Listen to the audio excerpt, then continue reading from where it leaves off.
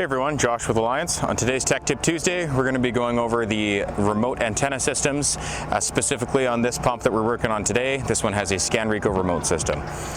So as you can see, our antenna is mounted right here on this top hat cover, and this is about the highest point that the antenna can be mounted. Now the purpose of this video is to go over troubleshooting with these antennas, but also as an informational video. If you are ever replacing your remote system or replacing your antenna wire, or for whatever reason you need to move this mount, we always want to make sure that your remote antenna is mounted as high as possible as can be on your pump in a good neutral clear area. So this, as you can see, is the highest we can go here, and it's out of the way. No one's going to step on it or anything like that.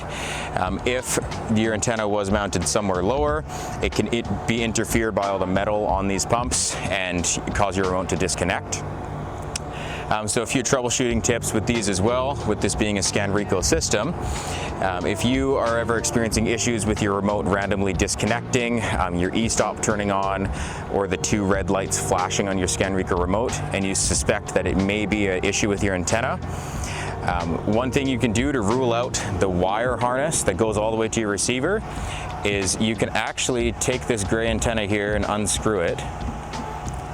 And again, this will only work for a Scanreco system. You can take this antenna with you, and let's walk to the driver's side of the pump.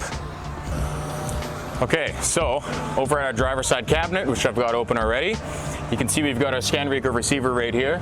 Now this wire coming in the top right here is our antenna wire.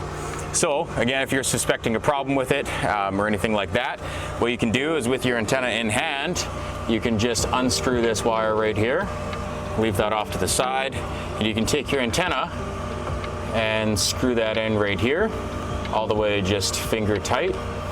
And now you can run your pump fully operational, making sure to leave this door open, otherwise you'll cut the signal.